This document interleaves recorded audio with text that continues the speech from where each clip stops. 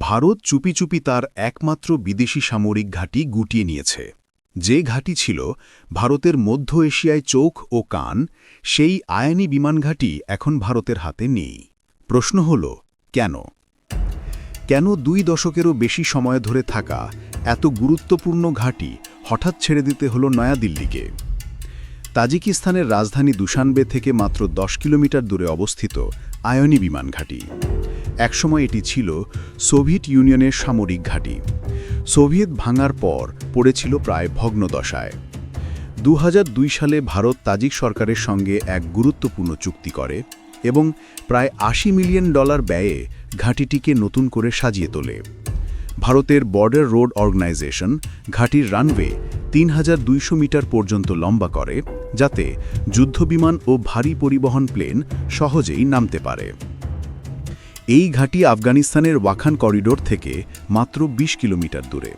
যেই করিডোর একদিকে যায় পাকিস্তান অধিকৃত কাশ্মীরের দিকে আর অন্যদিকে চীনের সিনজিয়াং প্রদেশের সঙ্গে যুক্ত হয়।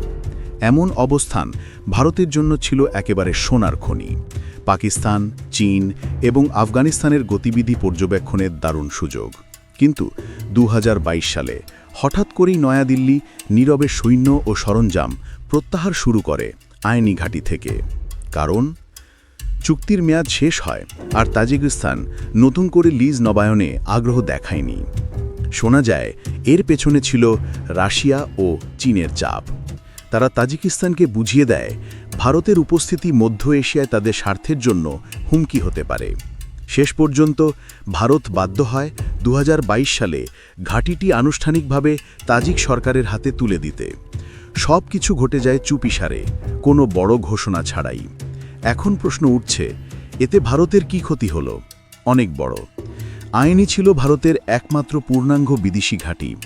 এখান থেকেই ভারত মধ্য এশিয়ার রাজনীতিতে উপস্থিতি বজায় রাখত এবং আফগানিস্তান, চীন ও পাকিস্তানের সীমান্তে গোয়েন্দা নজরদারি চালাতে পারত।